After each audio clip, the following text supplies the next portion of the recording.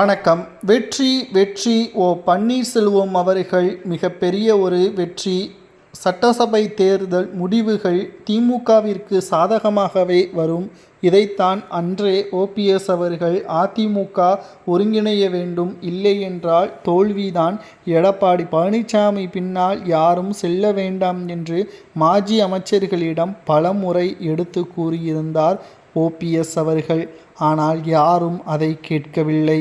தற்பொழுது திமுகவிற்கு சாதகமாகவே மக்களவை தேர்தலில் எப்படி 40 தொகுதிகள் புதுச்சேரியுடன் சேர்த்து திமுக வெற்றியடைந்ததோ அதேபோல்தான் சட்டசபை தேர்தலிலும் 200 தொகுதிகளில் திமுக வெற்றி அடையும், இரண்டாவது முறை ஆட்சியை அமைக்கும், வரலாற்று சாதனை படைக்கும்.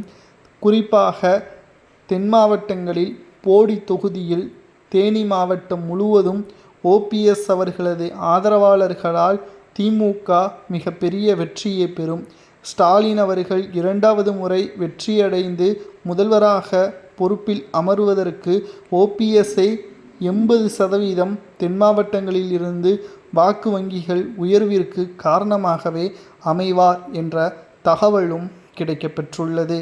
எடப்பாடி பழனிசாமி அவர்களது பதவியும் நாளை மாலை 4 மணி அளவில் முழுவதுமாக அதிமுக செயற்குழு கூட்டம் அவசரமாக கூட்டி எடப்பாடி பழனிசாமியின் பதவியை பறிப்பதற்கு கூட நிர்வாகிகள் முன்வருவார்கள் என்ற தகவலும் கிடைக்கப்பெற்றுள்ளது.